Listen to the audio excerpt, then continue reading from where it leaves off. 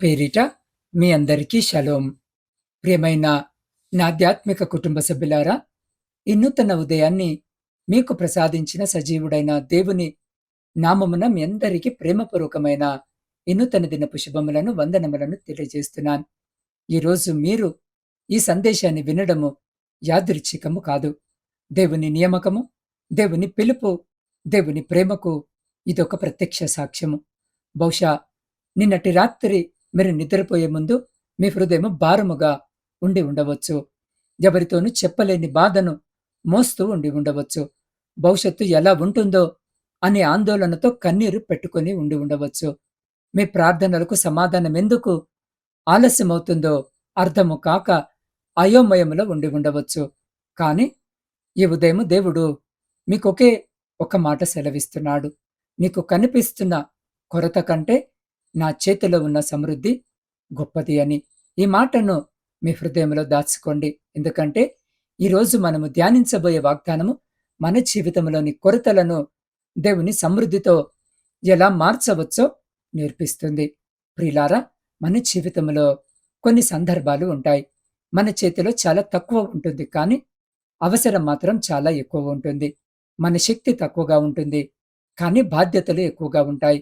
మన జీతము చిన్నదిగా ఉంటుంది, కానీ ఖర్చులు పెద్దవిగా కనిపిస్తాయి. మన ఆరోగ్యము బలహీనముగా ఉంటుంది, కానీ పోరాటం మాత్రం ఆగదు. మన చుట్టూ సహాయం చేసేవారు తక్కువగా ఉంటారు, కానీ సమస్యలు మాత్రం వరుసగా వస్తూనే ఉంటాయి. అలాంటి సమయంలో మన హృదయం ఒక ప్రశ్న అడుగుతుంది, ప్రభువా, ఇప్పుడు నేనేమి చెయ్యాలి అని. అదే ప్రశ్నకు ఈరోజు మార్కు సువార్త 8వ అధ్యాయం అద్భుతమైన సమాధానమిస్తుంది. ఈ అధ్యాయంలో మనం కేవలం ఒక అద్భుతాన్ని మాత్రమే చూడం. దేవుని హృదయాన్ని చూస్తాం, ఆయన కనికరాన్ని చూస్తాం, ఆయన సమృద్ధిని చూస్తాం, ఆయనను నిజంగా ఎవరు గుర్తించారో చూస్తాం.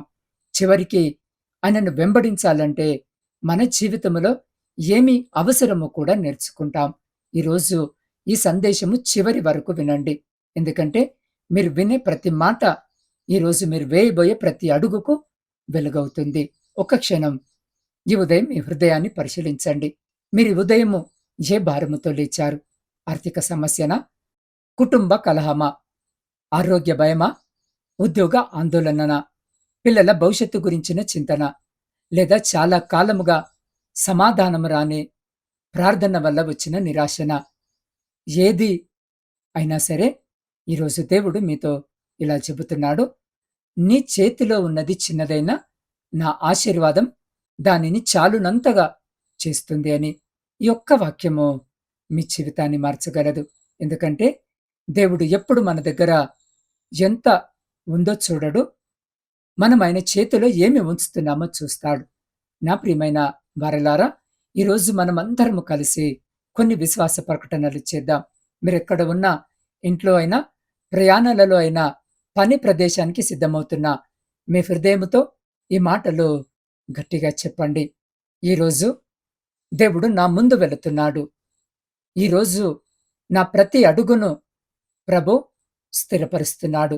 ఈరోజు నాకు భయం లేదు, ఎందుకంటే దేవుడు నాతో ఉన్నాడు. ఈరోజు నా కొరత దేవుని సమృద్ధిగా మారుతుంది. ఈరోజు నా ఇంటిపై దేవుని శాంతి నిలిచి ఉంటుంది. ఈరోజు నా కుటుంబము ఆశీర్వదించబడుతుంది. ఈరోజు నా శ్రమ వృధా కాదు. ఈరోజు దేవుడు నాకు మూసివేసిన ద్వారాల కంటే గొప్ప మార్గాన్ని సిద్ధము చేస్తున్నాడు. ఆమెన్. ప్రిలారా, ఈ మాటలు కేవలము వాక్యాలు కావు, ఇవి విశ్వాసపు విత్తనాలు. ఈ ఉదయం మీ హృదయంలో నాటబడుతున్న దేవుని వాగ్దానాలు. నా ప్రియమైన వారలారా, నీ జీవితంలో ఇప్పుడు ఫలితము కనిపించకపోయినా దేవుడు పని చేయడం మాత్రము ఆపలేదు. మట్టిలో కనిపించని విత్తనము సమయము వచ్చినప్పుడు అడవిగా మారుతుంది. అలాగే ఈరోజు కనిపించని దేవుని కార్యము రేపు అందరికీ కనిపించే సాక్ష్యముగా మారుతుంది. ఈ సందేశము ఇప్పటికీ మీ హృదయాన్ని తాకుతూ ఉన్నట్టయితే దేవుని మహిమ కొరకు ఈ వీడియోకు ఒక చిన్న లైక్ చేయండి. నా ఛానల్ని సబ్స్క్రైబ్ చేసుకోండి. ఈ సందేశాన్ని ఆశ అవసరమైన ఒక్క వ్యక్తికి షేర్ చేయండి. మీరు షేర్ చేసే ఈ యొక్క సందేశము ఒక కుటుంబానికి ఆశాకిరణంగా మారవచ్చు. ప్రియులారా, ఇప్పుడు మన హృదయాలను దేవుని సన్నిధిలో వంచుకుందాం. ప్రార్థన. పరిశుద్ధుడా, ప్రేమ నమ్మకము కలిగిన మా ప్రియ పరలోకపు పరమ తండ్రి, ఈ నూతన ఉదయాన్ని మాకు అనుగ్రహించిన నీ అపారమైన ప్రేమకు కృతజ్ఞతలు. ఈరోజు మా కన్నులు తెరిచిన మొదటి క్షణము నుండి మా జీవితమంతా నీ చేతిలోనే ఉందని మేము విశ్వసిస్తున్నాం. ప్రభువా, నిన్నటి అపజయాలను ఈ రోజులోనికి మోసుకురాకుండా మమ్మల్ని కాపాడమని వేడుకుంటున్నాం. నిన్నటి బాధలు ఈరోజు మా ఆనందాన్ని దాచుకోకుండా చెయ్యము.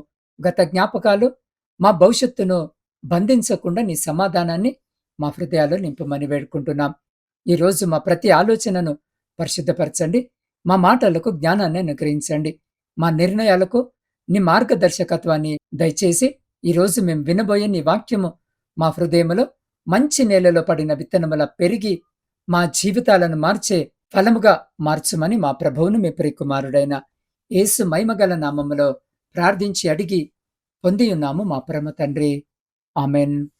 ప్రియ సహోదరి సహోదరులారా, ఇప్పుడు మన హృదయాలను పూర్తిగా తెరిచి మార్కు సువార్త 8వ అధ్యాయములో దాగి ఉన్న అద్భుతకరమైన పరలోక సత్యాలను ఒక్కొక్కటిగా తెలుసుకుందాం. ఈ అధ్యాయం మన కేవలము ఒక అద్భుతం గురించి చెప్పదు. కొరత మధ్యలో దేవుని సమృద్ధి ఎలా పనిచేస్తుంది, సందేహాల మధ్యలో నిజమైన విశ్వాసము ఎలా నిలబడుతుంది, మరి యేసుని వెంబడించే శిష్యుని నిజమైన జీవితం ఎలా ఉండాలి అనే 3 మహత్తర రహస్యాలను మనకు తెలియజేస్తుంది. ఈరోజు దేవుడు మీ జీవితంతో మాట్లాడబోతున్నాడు. మీ పరిస్థితిని మార్చబోతున్నాడు. మీ విశ్వాసాన్ని బలపరచబోతున్నాడు. అందుకే మీ హృదయాన్ని సిద్ధపరచుకోండి. ఎందుకంటే ఇప్పుడు ప్రారంభమయ్యేది కేవలము ఒక బైబిల్ అధ్యయనము కాదు, మీ జీవితానికి దేవుడు రాసిన వ్యక్తిగత సందేశము. ప్రియులారా, ఇప్పుడు మార్కు సువార్త 8వ అధ్యాయంలోని మొదటి అద్భుతం వైపు మన హృదయాలను తిప్పుకుందాం. ఈ అధ్యాయం ఒక గొప్ప సత్యముతో ప్రారంభమవుతుంది. అది కేవలము ఆకలితో ఉన్న ప్రజల కథ కాదు, అది మన ఆకలిని దేవుడు ఎలా చూస్తాడో చెప్పే ప్రేమ కథ. మార్కు సువార్త 8వ అధ్యాయము 2-3 వచనాలలో ప్రభువైన యేసు ఇలా అంటున్నాడు. జనులు నేటికి 3 దినముల నుండి నా యొద్దనున్నారు. వారికి తిననేమీ లేనందున నేను వారి మీద కనికరపడుచున్నాను. నేను వారిని ఉపవాసముతో తమ ఇండ్లకు పంపివేసిన ఎడల మార్గంలో మూర్ఛపోవుదురు. వారిలో కొందరు దూరము నుండి వచ్చి ఉన్నారని వారితో చెప్పెను. ఈ మాటలు నెమ్మదిగా ఆలోచించండి. యేసు మొదట చూసింది వారి సంఖ్యను కాదు, వారి అవసరాన్ని. ఆయన మొదట గమనించింది వారి బలాన్ని కాదు, వారి బలహీనతను. ఆయన ముందుగా విన్నది వారి మాటలు కాదు, వారి నిశ్శబ్ద ఆకలిని. ఎంత అద్భుతమైన రక్షకుడు మన ప్రభువు. అవును ప్రియులారా, చాలాసార్లు మన బాధను దేవునికి చెప్పకముందే ఆయన దానిని చూస్తాడు. మన కన్నీరు నేలపై పడకముందే ఆయన హృదయం కదులుతుంది. మనం ప్రభువా నాకు సహాయం చెయ్యి అని పలకకముందే ఆయన మన కొరకు మార్గాన్ని సిద్ధము చేయడము ప్రారంభిస్తాడు. దేవుని కనికరము మన ప్రార్థన కంటే ముందే పనిచేస్తుంది. ఈ సంఘటన ఎక్కడ జరిగింది అనంటే ఇది ప్రధానంగా అన్యజనులు ఎక్కువగా నివసించే ప్రాంతంలో జరిగిందని బైబిల్ పండితులు సూచిస్తున్నారు. యూదులకు మాత్రమే కాదు, ఇతర జనులకు కూడా యేసు ప్రేమ ఒక్కటే అని సంఘటన తెలియజేస్తుంది. 3 రోజుల పాటు ప్రజలు యేసుతో ఉన్నారు. వారు ఆయన బోధను విన్నారు. ఆయన సమీపంలో ఉండడానికి తమ శారీరక అవసరాలను కూడా మర్చిపోయారు. కానీ యేసు మాత్రం వారి ఆకలిని మర్చిపోలేదు. ఇక్కడ ఒక గొప్ప ఆధ్యాత్మిక సత్యం ఉంది. మనము దేవునిని మొదటి స్థానంలో ఉంచినప్పుడు దేవుడు మన అవసరాలను తన బాధ్యతగా తీసుకుంటాడు. అందుకే ప్రభు ఇలా అన్నాడు, ముందుగా దేవుని రాజ్యమును ఆయన నీతిని వెదుకుడి, అప్పుడు ఇవన్నీ మీకు అనుగ్రహింపబడును అని. ఈ వాగ్దానము ఈరోజు మారలేదు. ఇక్కడ శిష్యులను గమనించండి. వారు యేసుతోనే ఉన్నారు. ఆయన ఎన్నో అద్భుతాలు చూశారు. 5 రొట్టెలతో 5,000 మందికి ఆహారము పెట్టిన సంఘటనను కూడా అనుభవించారు. అయినా ఈసారి వారు అడిగిన ప్రశ్న ఏమిటి? ఈ అరణ్య ప్రదేశంలో ఇంతమందికి రొట్టెలు ఎక్కడ నుండి దొరుకును అని. ఎంత ఆశ్చర్యకరమైన ప్రశ్న కదా! నిన్న అద్భుతము చూసిన వారు ఈరోజు మళ్ళీ సందేహిస్తున్నారు. మనము కొన్నిసార్లు ఇలాగే ఉంటాం. గత సంవత్సరం దేవుడు మనలను కాపాడాడు. ఆయన గత నెల ఆయన అప్పుల నుండి బయటకు తీసుకొచ్చాడు. గత వారము ప్రమాదం నుండి రక్షించాడు. కానీ ఈరోజు కొత్త సమస్య రాగానే ఇప్పుడు దేవుడేమి చేస్తున్నాడు అని మళ్ళీ భయపడిపోతాం. ప్రియ దేవుని బిడ్డ, గతంలో నిన్ను నడిపించిన దేవుడు ఈరోజు అదే దేవుడు. ఆయన శక్తి తగ్గలేదు. ఆయన ప్రేమ తగ్గలేదు. ఆయన వాగ్దానము మారలేదు. అప్పుడు యేసు వారిని ఒక ప్రశ్న అడిగాడు. మీ దగ్గర ఎన్ని రొట్టెలు ఉన్నాయని? వారిచ్చిన సమాధానము ఏంటి అనంటే 7. ఈ ప్రశ్నకు చాలైన లోతైన అర్థము ఉంది. యేసు ఆకాశం నుండి రొట్టెలను కురిపించగలడు. రాళ్లను కూడా ఆహారంగా మార్చగలడు. కానీ ఆయన ముందు అడిగింది నీ దగ్గర ఏముంది అని. ఎందుకు? ఎందుకంటే దేవుడు సాధారణంగా మన చేతిలో ఉన్న దానినే ఆశీర్వదిస్తాడు. నీ దగ్గర ఉన్న ప్రతిభ చిన్నదై ఉండొచ్చు. నీ దగ్గర ఉన్న ధనము తక్కువగా ఉండవచ్చు. నీ ఆరోగ్యము బలహీనముగా ఉండవచ్చు. నీకు పరిచయాలు లేకపోవచ్చు. కానీ నీవు నీ దగ్గర ఉన్న దానిని దేవునికి సమర్పించినప్పుడు అది అద్భుతానికి ఆరంభమవుతుంది. దేవుడు నీ వద్ద లేని దాన్ని అడగడు. ఉన్న దాన్ని మాత్రమే అడుగుతాడు. ఒక్కసారి ఊహించండి. 7 రొట్టెలు, కొన్ని చిన్న చేపలు, మరోవైపు 4,000 మందికి పైగా ఆకలితో ఉన్న ప్రజలు. మానవ లెక్క ప్రకారము ఇది అసాధ్యము. కానీ దేవుని రాజ్యములో సమృద్ధి లెక్కలతో రాదు, ఆశీర్వాదముతో వస్తుంది. యేసు రొట్టెలను తీసుకున్నాడు, కృతజ్ఞతలు చెప్పాడు, విరిచాడు, శిష్యుల చేతుల్లో పెట్టాడు. శిష్యులు ప్రజలకు పంచారు. ఇక్కడ గమనించాల్సిన విషయం ఏమిటంటే అద్భుతము యేసు క్రీస్తు ప్రభు చేతిలో ప్రారంభమైంది. కానీ ప్రజల వరకు శిష్యుల చేతుల ద్వారా చేరింది. ఈరోజు దేవుడు తన ఆశీర్వాదాలను మనుషుల ద్వారా పంచుతాడు. అందుకే మనము కూడా ఆశీర్వాదానికి పాత్రలుగా ఉండాలి. ప్రియులారా, మరో గొప్ప సత్యం ఏమిటంటే యేసు రొట్టెలను ఆశీర్వదించే ముందు ఫిర్యాదు చేయలేదు. ఇంత తక్కువే ఉంది అని అడగలేదు. ఇది ఎలా సరిపోతుంది అని అనలేదు. ముందుగా కృతజ్ఞతలు చెప్పాడు. కృతజ్ఞతలు చెప్పిన తర్వాత అద్భుతము జరిగింది. ఎందుకంటే కృతజ్ఞతలు చెప్పే హృదయము అద్భుతాలకు ద్వారము తెరుస్తుంది. ఈరోజు ఉదయము నువ్వు కోల్పోయిన వాటిని చూస్తున్నావా? దేవుడిచ్చిన వాటికి కృతజ్ఞతలు చెబుతున్నావా? శ్వాస ఇచ్చాడు, జీవితం ఇచ్చాడు, కుటుంబాన్నిచ్చాడు, రక్షణిచ్చాడు. ఈరోజు కూడా నిన్ను నిద్రలో నుండి లేపాడు. ఇవి చిన్న ఆశీర్వాదాలు కావు. వీటిని గుర్తించిన హృదయంలో దేవుడు ఇంకా గొప్ప కార్యాలు చేస్తాడు. ప్రియులారా, బైబిల్ సెలవిస్తుంది, అందరూ తిన్నారు, తృప్తిపడ్డారు. ఆ తర్వాత మిగిలిన ముక్కలు ఎరగా 7 గంపలు నిండాయి. ఇదెంత గొప్ప చిత్రము కదా! దేవుడు కేవలం అవసరాన్ని తీర్చాడు, సమృద్ధిగా అనుగ్రహించాడు. ప్రియ సహోదరి, సహోదరులారా, నీ జీవితంలో ఈరోజు చాలు అనే ఆశీర్వాదం మాత్రమే కాదు, మిగులుతుంది అనే ఆశీర్వాదాన్ని కూడా దేవుడు సిద్ధము చేస్తున్నాడు. నువ్వు కన్నీటితో విత్తింది సంతోషంతో కోయబోతున్న రోజు దగ్గరలోనే ఉంది. ఈ సంఘటన ముగిసిన తర్వాత ఇంకొక ఆసక్తికరమైన విషయం జరిగింది. పరిసయ్యులు యేసు దగ్గరికి వచ్చి ఆకాశం నుండి ఒక సూచక క్రియ చూపించు అని అడిగారు. ఇది నిజంగా విశ్వాసముతో కూడిన ప్రశ్న కాదు. ఆయనను పరీక్షించడానికి అడిగిన ప్రశ్న. వారెన్నో అద్భుతాలను చూసినా ఇంకా నమ్మలేదు. ఎందుకంటే అనుమానముతో నిండిన హృదయానికి 1000 అద్భుతాలు జరిగినా సరిపోవు.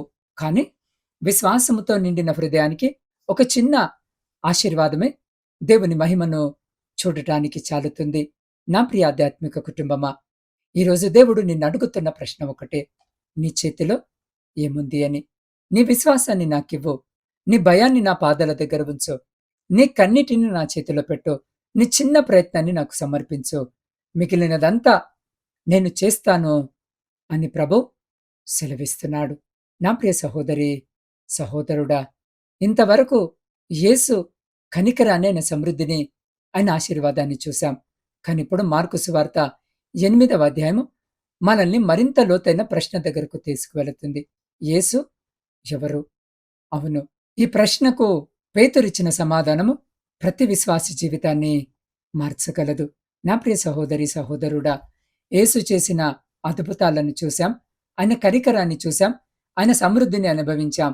అయితే మార్కు సువార్త 8వ అధ్యాయము ఇప్పుడు మనల్ని అద్భుతాల నుండి అనుబంధం వైపుకు తీసుకువెళుతుంది. ఎందుకంటే యేసును కేవలము అద్భుతాలు చేసే ప్రభువుగా తెలుసుకోవడం సరిపోదు. ఆయన నిజంగా ఎవరో తెలుసుకోవడం ప్రతి విశ్వాసి జీవితానికి పునాది. ప్రభువైన యేసు తన శిష్యులతో కలిసి కైసరయ ఫిలిప్ప ప్రాంతానికి వెళ్తున్నాడు. ప్రయాణంలో ఒక ప్రశ్న అడిగాడు. ప్రజలు నన్ను ఎవరు అని చెప్తున్నారు అని. శిష్యులు సమాధానం చెప్పారు. కొంతమంది నిన్ను బాప్తిస్మమిచ్చు యోహాను అంటున్నారు, కొంతమంది ఏలియా అంటున్నారు, మరికొందరు ప్రవక్తలలో ఒకడని అంటున్నారు. ప్రజలకు యేసు గురించిన అభిప్రాయాలు ఉన్నాయి, కానీ నిజమైన పరిచయం లేదు. ఈరోజు ప్రపంచంలో ఇదే పరిస్థితి కనిపిస్తుంది. కొంతమంది యేసును ఒక గొప్ప గురువుగా మాత్రమే చూస్తారు. మరికొందరు మంచి మనిషిగా మాత్రమే భావిస్తారు. కష్టాలు ఉన్నప్పుడు మాత్రమే గుర్తు చేసుకునే దేవుడిగా చూస్తారు. కానీ యేసు అడిగిన రెండవ ప్రశ్న అసలు ప్రశ్న. అయితే మీరు నన్ను ఎవరు అని చెప్పుచున్నారు అని అడిగాడు. ఈ ప్రశ్న ప్రతి ఉదయము మన ముందుకు వస్తుంది. నీ కుటుంబము ఏమనుకుంటుందో కాదు, నీ స్నేహితులు ఏమనుకుంటున్నారో కాదు, సమాజము ఏమి చెబుతుందో కాదు, నీ హృదయము యేసు గురించి ఏమి చెబుతుంది. అప్పుడు పేతురు ముందుకు వచ్చి ఒక అద్భుతమైన విశ్వాస ప్రకటన చేశాడు. నీవే క్రీస్తువు. ఆమెన్. కానీ ఎంత గొప్ప సత్యము కదా! క్రీస్తు అంటే అభిషిక్తుడు, దేవుడు పంపిన రక్షకుడు, లోక పాపాన్ని మోసే గొర్రెపిల్ల, జీవానికి అధిపతి, పరలోక రాజు. పేతురు కేవలం ఒక పేరు చెప్పలేదు, తన జీవితాన్ని ఆ సత్యంపై నిలబెట్టాడు. ప్రియ దేవుని బిడ్డ, ఈరోజు నీ జీవితంలో ఎన్నో ప్రశ్నలు ఉండవచ్చు. నా భవిష్యత్తు ఏమవుతుంది? నా ఆరోగ్యం బాగుపడుతుందా? నా అప్పులు తీరుతాయా? నా పిల్లలకు మంచి మార్గము దొరుకుతుందా? ఈ ప్రశ్నలన్నింటికి అంటే ముందు ఒక ప్రశ్నకు సమాధానమివ్వు. నీకు యేసు ఎవరు? ఆయన కేవలం ఆదివారం ప్రార్థించే దేవుడా, లేక ప్రతిరోజు నీ జీవితాన్ని నడిపించే ప్రభువా? ఎందుకంటే యేసు గురించి నీ అవగాహన నీ విశ్వాసానికి ఎత్తును నిర్ణయిస్తుంది. ఈ సంఘటన తర్వాత యేసు ఒక ఆశ్చర్యకరమైన విషయాన్ని చెప్పాడు. ఆయన మొదటిసారిగా తన శ్రమలు, తన మరణము, తన పునరుత్థానము గురించి బహిరంగంగా ప్రకటించాడు. ఆయన ఇలా చెప్పాడు, మనిషి కుమారుడు అనేక శ్రమలను అనుభవించవలెను, చంపబడవలెను, 3వ దినమున లేచి నిల్వవలెను అని. శిష్యులు దీనిని అర్థము చేసుకోలేకపోయారు. పేతురు యేసును పక్కకు తీసుకొని గద్దించడం ప్రారంభించాడు. అతని ప్రేమ నిజమైనదే, కాని దేవుని ప్రణాళికను అర్థము చేసుకోలేదు. అప్పుడు యేసు చాలా గంభీరంగా ఇలా అన్నాడు, సాతానా, నా వెనుకకు పో. నీవు దేవుని విషయాలను కాక మనుషుల విషయాలను ఆలోచిస్తున్నావు అని. ఈ మాట చాలా లోతైనది. ఎందుకంటే దేవుని మార్గము చాలాసార్లు మన ఆలోచనలకు భిన్నంగా ఉంటుంది. మనకు సులభమైన దారి కావాలి, దేవుడు శాశ్వతమైన ఫలితమిచ్చే దారిని ఎంచుకుంటాడు. మనకు వెంటనే సమాధానము కావాలి, దేవుడు సరైన సమయంలో ఉత్తమమైన సమాధానాన్ని ఇస్తాడు. మనకు బాధ వద్దు, కానీ దేవుడు కొన్నిసార్లు బాధ ద్వారానే మన విశ్వాసాన్ని బలపరుస్తాడు. ప్రియ సహోదరి సహోదరులారా, ఈరోజు నీవనుభవిస్తున్న ఆలస్యము దేవుడు నిన్ను మర్చిపోయాడనే సూచన కాదు, అది నిన్ను సిద్ధము చేస్తున్న ప్రక్రియ కావచ్చు. విత్తనము నేలలో కొంతకాలము కనిపించదు, అందుకే అది చనిపోయిందని అనుకోము. అది వేర్లు పెంచుకుంటుంది. అలాగే నీ ప్రార్థనకు సమాధానము ఆలస్యమవుతున్నట్టు కనిపించినా దేవుడు కనిపించని చోట నీ జీవితానికి బలమైన వేర్లు వేస్తున్నాడు. ఆ తర్వాత యేసు అందరినీ పిలిచి జీవితాన్ని మార్చి ఒక గొప్ప సత్యాన్ని ప్రకటించాడు. ఎవడైనను నా వెంబడి రావాలననుకుని నా ఎడల తన్ను తాను త్యజించుకొని తన సిలువను ఎత్తుకొని నన్ను వెంబడించవలెను అని. ఈ మాటను చాలామంది కష్టాల గురించి మాత్రమే అనుకుంటారు, కానీ దీని అర్థం ఇంకా లోతైనది. తన్ను తాను త్యజించుకోవడం అనంటే స్వార్థాన్ని విడిచిపెట్టడము, అహంకారాన్ని వదలడం, దేవుని చిత్తానికి మన చిత్తాన్ని అప్పగించడం. ప్రతిరోజు ప్రభువా, నా ఇష్టము కాదు, నీ చిత్తమే జరుగునుగాక అని జీవించడం. సిలువను ఎత్తుకోవడం అనంటే విశ్వాసాన్ని భారముగా కాకుండా గౌరవంగా మోయడం, ప్రపంచము నవ్వినా సత్యాన్ని విడిచిపెట్టకపోవడం, కష్టాలు వచ్చినా ప్రార్థనను ఆపకపోవడం, మనుషులు నిరాశపరిచిన దేవుని మీద నమ్మకాన్ని కోల్పోకపోవడం. నా ప్రియ ఆధ్యాత్మిక కుటుంబ సభ్యులారా, ఈ రోజుల్లో చాలామంది కిరీటము కావాలని కోరుకుంటారు. కానీ సిలువను మాత్రం వద్దంటారు. విజయము కావాలి, కానీ క్రమశిక్షణ వద్దు. ఆశీర్వాదము కావాలి, కానీ విధేయత వద్దు. అద్భుతము కావాలి, కానీ ప్రార్థనకు సమయం లేదు. కానీ యేసు సెలవిస్తున్నాడు, సిలువ లేని శిష్యత్వము లేదు, విధేయత లేని విజయము లేదు అని, విశ్వాసము లేని అద్భుతం లేదు అని. ఈ ఉదయము నేను నిన్నొక ప్రశ్న అడగాలనుకుంటున్నాను. నీవు దేవుని ఆశీర్వాదాలను మాత్రమే వెంబడిస్తున్నావా, లేక ఆశీర్వదించే దేవుడిని వెంబడిస్తున్నావా? ఈ రెండింటికి మధ్య చాలా తేడా ఉంది. ఆశీర్వాదాలు మారవచ్చు, పరిస్థితులు మారవచ్చు, మనుషులు మారవచ్చు. కానీ నా ప్రియ సహోదరి సహోదరుడా, దేవుడు ఎప్పటికీ మారడు. అందుకే దేవుణ్ణి పట్టుకున్నవాడు జీవితాన్ని కోల్పోడు. ఇప్పుడు యేసు మరో గొప్ప వాక్యాన్ని సెలవిస్తున్నాడు. మనిషి లోకమంతయు సంపాదించుకొని తన ప్రాణమును పోగొట్టుకొని ఎడల అతనికి లాభమేమి అని. ఈ వాక్యము ఈ కాలానికి ఎంత అవసరమో ఆలోచించండి. మనిషి సంపాదన కోసము ఆరోగ్యాన్ని కోల్పోతున్నాడు. పేరు ప్రతిష్ఠ కోసము కుటుంబాన్ని కోల్పోతున్నాడు. అభివృద్ధి కోసము సమాధానాన్ని కోల్పోతున్నాడు. కానీ యేసు సెలవిస్తున్నాడు, నీ ఆత్మ, నీ విశ్వాసము, నీ దేవునితో ఉన్న సంబంధము, ఇవన్నిటికంటే గొప్పది ఈ ప్రపంచంలో ఏదీ లేదు అని. ప్రియమైన దేవుని బిడ్డ, ఈరోజు నీ జీవితంలో సరైన ప్రాధాన్యతలను నిర్ణయించు. ముందుగా దేవునికి స్థానమివ్వు. ముందుగా ప్రార్థనకు సమయమివ్వు. ముందుగా ఆయన వాక్యాన్ని విను. మిగిలిన వాటిని దేవుడే సరిచేస్తాడు. ఈరోజు ఈ సందేశము నీ హృదయంలో ఒక నూతన నిర్ణయాన్ని పుట్టించాలి. ప్రభువా, నీవు చేసిన అద్భుతాల కోసం మాత్రమే కాదు నైనా, నీవే నా ప్రభువని నమ్మి నిన్ను వెంబడిస్తున్నాను. పరిస్థితులు మారినా, మనుషులు విడిపోయినా, మార్గము కష్టమైనా, నా సిలువను ఎత్తుకొని నీ వెంబడి నడుస్తాను అని. ఇదే నిజమైన శిష్యుని జీవితం. ఇదే మార్కు సువార్త 8వ అధ్యాయము మనకు నేర్పిస్తున్న గొప్ప సత్యము. నా ప్రియ సహోదరి సహోదరుడా, ఇంతవరకు మనం ప్రభువైన యేసు కనికరాన్ని చూశాము, ఆయన సమృద్ధిని చూశాము. నీవే క్రీస్తువు అనే పేతురు విశ్వాస ప్రకటనను ధ్యానించాం. అలాగే సిలువను ఎత్తుకొని ప్రభువును వెంబడించడం అంటే ఏమిటో తెలుసుకున్నాం. ఇప్పుడు ఆ సత్యాలు మన జీవితంలో నిజంగా ఎలా పనిచేస్తాయో ఒక సాధారణ జీవిత కథ ద్వారా ధ్యానిద్దాం. ఇది గొప్ప ధనవంతుని కథ కాదు, పెద్ద హోదాలో ఉన్న వ్యక్తి కథ కాదు. దేవుని మీద నమ్మకాన్ని కోల్పోయి మళ్ళీ అదే దేవుని చేతిని పట్టుకున్న ఒక సాధారణ కుటుంబ కథ.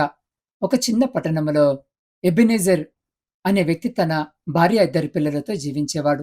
అతను చాలా కష్టపడి పనిచేసేవాడు.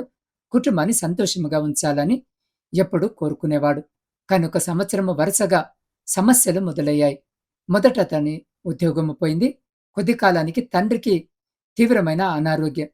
కొద్ది కాలానికే తన తండ్రి తీవ్రమైన అనారోగ్యానికి గురయ్యాడు. చికిత్స కోసము అప్పు చేయాల్సి వచ్చింది. అప్పులు పెరిగాయి. ఇంట్లో ఆర్థిక ఒత్తిడి కూడా పెరిగింది. చిరునవ్వులు తగ్గిపోయాయి. ప్రార్థనలు కూడా క్రమంగా తగ్గిపోయాయి. ప్రతి ఉదయం అతను ఒకటే ఆలోచించేవాడు, దేవా, నేనింకెంత కాలం ఇలా భరించాలి అని. ఒక ఆదివారం ఉదయం అతను నిరుత్సాహంతో సంఘానికి వెళ్ళాడు. ఆ రోజు ప్రసంగికుడు మార్కు సువార్త 8వ అధ్యాయం నుండి బోధించాడు. ప్రసంగంలో ఒక వాక్యము అతని హృదయంలో చాలా బలముగా నిలిచిపోయింది.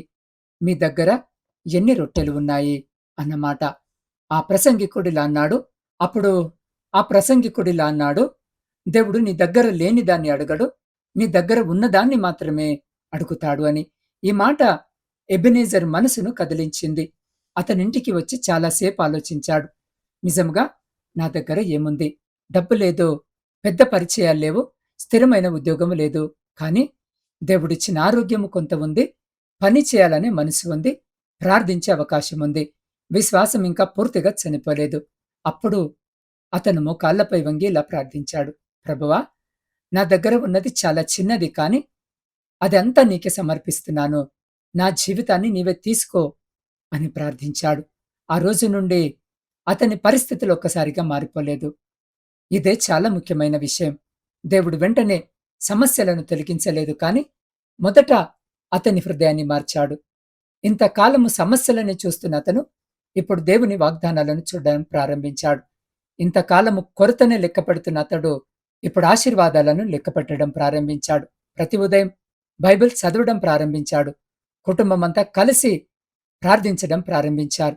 అప్పుల గురించి భయపడటానికి బదులుగా జ్ఞానముతో ఖర్చు చేయడం ప్రారంభించారు. ప్రతి అవకాశాన్ని చిన్నదని తక్కువ చేయకుండా స్వీకరించడం మొదలుపెట్టారు. కొన్ని వారాల తర్వాత ఒక పాత స్నేహితుడు అతనికి తాత్కాలిక పనిచ్చాడు. ఆ పని చిన్నదే, జీతము కూడా తక్కువే. కానీ ఎబెనెజర్ దాన్ని తక్కువగా చూడలేదు. ఇది కూడా దేవుడిచ్చిన రొట్టె అని భావించాడు. అతను విశ్వాసముతో నిజాయితీతో పనిచేశాడు. కొన్ని నెలల తర్వాత అదే సంస్థ అతనికి స్థిరమైన ఉద్యోగం ఇచ్చింది. మరింత కాలానికి అతనికి పదోన్నతి కూడా లభించింది. అప్పులు క్రమంగా తీరడం ప్రారంభమయ్యాయి.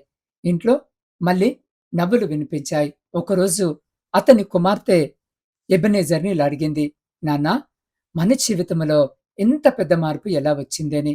ఎబెనెజర్ చిరునవ్వుతో ఇలా చెప్పాడు, మన పరిస్థితులు మారకముందే దేవుడు మన హృదయాన్ని మార్చాడు. అదే అసలు అద్భుతమని. ప్రియమైన దేవుని బిడ్డ, ఈ కథలో గొప్ప అద్భుతము ఉద్యోగము కాదు, అప్పులు తీరడము కాదు. అసలు అద్భుతము భయముతో నిండిన హృదయము విశ్వాసముతో నిండిన హృదయముగా మారడం. దేవుడు బయట పరిస్థితులను మార్చే ముందు మన లోపల మనిషిని బలపరుస్తాడు. ఎందుకంటే లోపట నిలబడగలిగిన వాడే బయట విజయాన్ని పొందగలడు. ఇప్పుడు పేతురును మరోసారి గుర్తు చేసుకోండి. అతను నీవే క్రీస్తువు అని ఒప్పుకున్నాడు.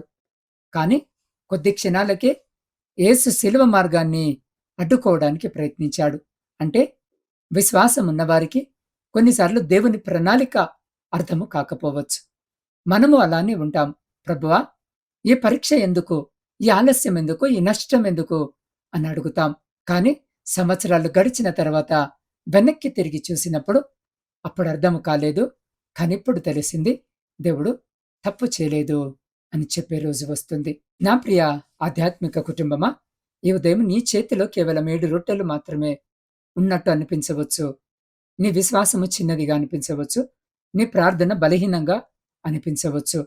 నీ అవకాశాలు చాలా తక్కువగా కనిపించవచ్చు. కానీ ఆ చిన్నదాన్ని యేసు చేతిలో ఉంచు. ఆయన ఆశీర్వదిస్తాడు, ఆయన విరుస్తాడు, ఆయన పెంచుతాడు, ఆయన పంచుతాడు. చివరికి నిన్నే ఆశ్చర్యపడే విధముగా నీ జీవితంలో మిగిలిన గంపలు కూడా కనిపిస్తాయి. నా ప్రియ సహోదరి, సహోదరుడా, ఈరోజు దేవుడు నీతో చెబుతున్న ప్రవచనాత్మక మాట ఇదే. నీ కన్నీరు వృధా కాదు, నీ ప్రార్థన మర్చిపోలేదు. నీ నిరీక్షణ ముగింపుకు చేరుకుంటుంది. నేను ప్రారంభించిన కార్యాన్ని నేను సంపూర్ణము చేస్తాను అని. ఈ మాటను మీ హృదయాలలో పదిలపరచుకోండి. ఈరోజు ఎదురయ్యే ప్రతి పరిస్థితిని చూసి భయపడకండి. ఎందుకంటే నీ సమస్య ఎంత పెద్దదైనా నీ ప్రభు అంతకంటే గొప్పవాడు. కాబట్టి నా ప్రియ సహోదరి, సహోదరులారా, మీరున్న స్థితిలోనే మరికొన్ని నిమిషాలు వీలైతే మోకరించి లేదా నిలబడి ఉండి ఆకాశము వైపు మీ కన్నులెత్తి నాతో పాటు ప్రార్థనలో ఏకీభవించండి. పరిశుద్ధుడా, పరలోకమందున్న మా ప్రియ పరలోకపు పరమ తండ్రి, మీ జీవము కలిగిన ఉన్నతమైన నామమును బట్టి స్తుతులు, స్తోత్రాలు, వందనాలు. అయ్యా, ఈ నూతన ఉదయాన్ని మాకు అనుగ్రహించిన నీ కృపకు, నీ కనికరానికి, నీ అంతులేని ప్రేమకు మా హృదయపూర్వక కృతజ్ఞతలు. ఈరోజు మేం మేల్కొన్నది మా శక్తి వల్ల కాదు నాయనా, నీ కరుణ వల్ల. మా శ్వాస మా సొంతది కాదు, అది నీ వరం. మా జీవితము మా చేతుల్లో లేదు, అది నీ సురక్షితమైన చేతుల్లో ఉంది. ప్రభువా, మార్కు సువార్త 8వ అధ్యాయంలో ఆకలితో ఉన్న వేలాది మందిని నువ్వు మర్చిపోలేదు. వారు అడగక ముందే వారి అవసరాన్ని చూశావు. వారు ఫిర్యాదు చేయకముందే వారికి ఆహారాన్ని సిద్ధము చేశావు. ఈరోజు కూడా అదే కనికరము గల యేసు మా జీవితాల మధ్యలో నడుస్తున్నాడని మేం విశ్వసిస్తున్నాం. తండ్రి, మా చేతిలో ఉన్నది చాలా చిన్నదిగా కనిపిస్తుంది. కొందరి చేతిలో కొద్దిపాటి జీతం మాత్రమే ఉంది. మరికొందరి చేతిలో చిన్న వ్యాపారం మాత్రమే ఉంది. కొందరి చేతుల్లో బలహీనమైన ఆరోగ్యం మాత్రమే ఉంది. కొందరి చేతుల్లో అసంపూర్ణమైన కళలు మాత్రమే ఉన్నాయి. కానీ ప్రభువా, నీ చేతిలో పడిన చిన్న రొట్టె వేల మందికి ఆహారమైందంటే మా చిన్న జీవితాలను కూడా నీవు మహిమ కొరకు ఉపయోగించగలవు. దేవా, ఈ ఉదయం మా జీవితం అంతా నీకు సమర్పిస్తున్నాం. ప్రభువా, మా కొరతలను నీ సమృద్ధితో నింపండి. ఈ సందేశం వింటున్న ప్రతి కుటుంబాన్ని ప్రత్యేకంగా ఆశీర్వదించండి. భార్యాభర్తల మధ్య ప్రేమ తగ్గిపోయిన చోట మళ్ళీ క్షమించే, ప్రేమించే హృదయాన్ని ప్రసాదించండి. తల్లిదండ్రులు మరియు పిల్లల మధ్య దూరము ఏర్పడిన చోట అయా పరస్పర అవగాహనను కలుగజేయండి. ఒంటరితనంతో బాధపడుతున్న వారికి నీ సన్నిధి తోడుగా ఉండునుగాక. విడిపోయి అంచున ఉన్న కుటుంబాలను నీ ప్రేమతో మళ్ళీ ఒకటిగా చేయండి. దేవా, ఉద్యోగం కోసం ఎదురుచూస్తున్న యవన బిడ్డలను జ్ఞాపకం చేసుకోండి. అయా, ప్రతి బిడ్డ వారి విద్య అర్హతకు తగ్గట్టుగా ఉద్యోగాలు దయచేయమని వేడుకుంటున్నాం. దేవా, అప్పుల భారముతో నిద్రలేని రాత్రులు గడుపుతున్న వారిని జ్ఞాపకం చేసుకోండి. వారి కన్నిటిని తుడిచివేయండి. ఆర్థిక జ్ఞానాన్ని ప్రసాదించండి.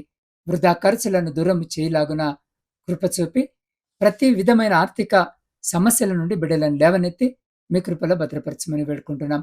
అనారోగ్యంతో మంచాలపై ఉన్న వారిని దర్శించండి. దీర్ఘకాలిక వ్యాధులతో పోరాడుతున్న వారికి శీఘ్రమైన స్వస్థతను, మంచి ఆరోగ్యమును దయచేయమని వేడుకుంటున్నాం. దేవ, కుటుంబ పోషణకు విదేశాల్లో ఉండి పనిచేస్తున్న సహోదర సహోదరులను ఆశీర్వదించండి. వారిని ప్రతి ప్రమాదం నుండి కాపాడండి. వారి ఒంటరితనములు నీ సన్నిధిని అనుభవించే కృపను దయచేయమని వేడుకుంటున్నాం. దేవ, దేశ సరిహద్దుల్లో విధులు నిర్వహిస్తున్న సైనికులను జ్ఞాపకం చేసుకోండి. బిడ్డలకు ధైర్యాన్ని, బలమును దయచేసి వారి కుటుంబాలను మీ కృపలో భద్రపరచమని వేడుకుంటున్నాం. దేవా, పొలాల్లో శ్రమిస్తున్న రైతులపై అనుగ్రహ వర్షాన్ని కుమ్మరించమని వేడుకుంటున్నాం. వారి పంటలు సమృద్ధిగా పండునుగాక. వారి శ్రమ వృధా కాకుండా ఉండునుగాక. ప్రపంచమంతటా శాంతి నెలకొలునుగాక. యుద్ధాలు తప్పిపోవునుగాక. నిర్దోషుల ప్రాణాలు రక్షింపబడునుగాక. దేవా, వివాహాల కొరకు ఎదురు చూస్తున్న ప్రతి యవన బిడ్డని జ్ఞాపకం చేసుకుని అయ్యా, మీ చిత్తానుసారమైన జీవిత భాగస్వాములను అనుగ్రహించమని వేడుకుంటున్నాం.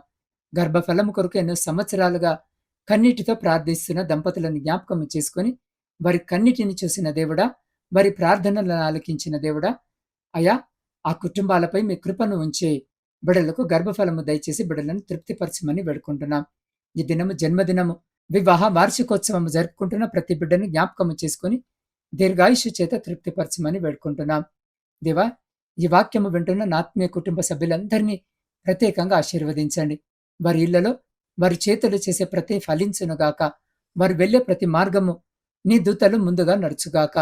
వారి పిల్లలు జ్ఞానములోను కృపలోను ఎదుగుదురుగాక. అయ్యా, ఈరోజు మా జీవితాలను మళ్ళీ నీ చేతిలో ఉంచుతున్నాం. మా భవిష్యత్తు నీకు అప్పగిస్తున్నాం. మా కుటుంబాలను నీకు సమర్పిస్తున్నాం. మా సేవను నీకు అంకితం చేస్తున్నాం. మా ప్రతి కళ, ప్రతి ప్రార్థన, ప్రతి నిరీక్షణ అన్నీ నీ పాదాల వద్ద ఉంచుతున్నాం. మీరు చేసిన వాగ్దానాలను మేము గట్టిగా పట్టుకొని నీ వైపు చూస్తూ ఉండగా నీ కృప, నీ కాపుదల, నీ సంరక్షణ ప్రతి బిడ్డకు దయచేయమని యేసు శక్తి కలిగిన నామమున ప్రార్థించి స్తుతించి అడిగి పొంది ఉన్నాము మా పరమ తండ్రి. ఆమెన్. ప్రియులారా, విన్న వాక్యము మీ హృదయానికి ఆశీర్వాదకరముగా అనిపిస్తే తప్పకుండా ఈ వీడియోను లైక్ చేయండి. నా ఛానల్ని సబ్స్క్రైబ్ చేసుకోండి. క్రింద ఉన్న కామెంట్ సెక్షన్లో ఆమెన్ అని రాసి మీ విశ్వాసాన్ని ప్రకటించండి. ప్రియులారా, మీకు ఇంకేమైనా ప్రత్యేకమైన ప్రార్థన అభ్యర్థనలు ఉన్నట్టయితే స్క్రీన్ మీద కనిపిస్తున్న నా వాట్సాప్ నంబర్కి సందేశం ద్వారా పంపండి. లేదా నేరుగా ఫోన్ ద్వారా నాకు తెలియజేసినట్టయితే మీ ప్రతి సమస్య కొరకు నేను భారముతో ప్రార్థిస్తాను. రేపటి నూతన దినము మార్కు సువార్త 9వ అధ్యాయంలోనికి ప్రవేశించబోతున్నాం. అక్కడ పర్వతంపై ప్రభువైన యేసు మహిమగా రూపాంతరము చెందిన అద్భుత దృశ్యాన్ని చూస్తాం. దుష్టాత్మతో బాధపడుతున్న బాలుడి విమోచనలో విశ్వాసం ఎంత శక్తివంతమైందో తెలుసుకుంటాం. అప్పటి వరకు దేవుని కృప, సమాధానము మీకును మీ కుటుంబాలకును తోడై ఉండును గాక. ఆమెన్.